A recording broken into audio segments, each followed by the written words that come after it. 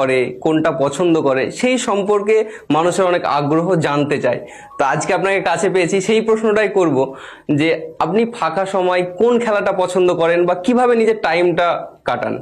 প্রথমে বলি, আমি সর্বাধিক জনপ্রিয় নয় পশ্চিমবাংলার বিধায়কদের মধ্যে। হ্যাঁ, কিছু জনপ্রিয়তা আছে, বিভিন্ন সেগমেন্টের মানুষজন আমাকে ভালোবাসে বা রাস্তাঘাটে গেলে দেখলে হাই হ্যালো করে, আমার জন্য অবশ্যই বড় পাওনা।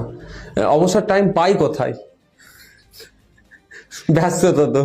তারপরেও আমি ন্যাশনাল ভলিবল প্লেয়ার ছিলাম, আমি ভলিবল খেলার সাথে যুক্ত। এখন ভলিবল না খেলেও মাঠের ধারে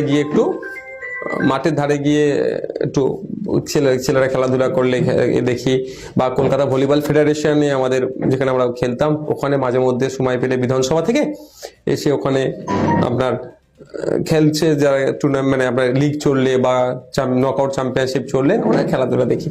আর খুব বেশি হলে একটু মোবাইলে গেম টেম খেলি, যদি একটু টাইম পেয়ে যায়। কোন গেমটা বেশি খেলা হয়? আমার নির্দিষ্টভাবে মনে হয় নাই। আচ্ছা, আপনার কি কখনো কোনো মেয়েকে পছন্দ হয়েছে কিন্তু রাজনীতি করেন বলে বা পলিটিক্যাল ব্যাকগ্রাউন্ড বলে বলতে পারেননি? না, রাজনীতি তো এসেছি আমি আপনার 2021 সালে। তার আগে তো তার মানে পছন্দ আছে। না, আমি একটা জিনিস ক্লিয়ার করি, তার আগে তো আমি পলিটিক্সেই ছিলাম, অনেক বাইরে ছিলাম।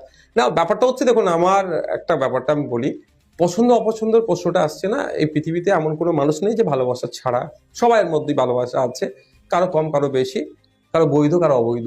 তো ব্যাপারটা হচ্ছে আমরা সবসময় বৈধ রাখি, প্রাধান্য দেবো। তারপরেও বলছি, আমার একটা যেটা মাইন্ড সেট আপ, সেটা হচ্ছে কি, আমার পরিবার আমাকে বড় করলো, এত ভালোবাসা, বড় ভাই যান, আমার আব্বা যান, আম্মা যান, পরিবারের আপারা যারা এত ভাবি থেকে পরিবার পরিজন, চাচা আছে, ভাই, সব আত্মীয় স্বজন ভালোবাসাতে আমাকে বড় করলো।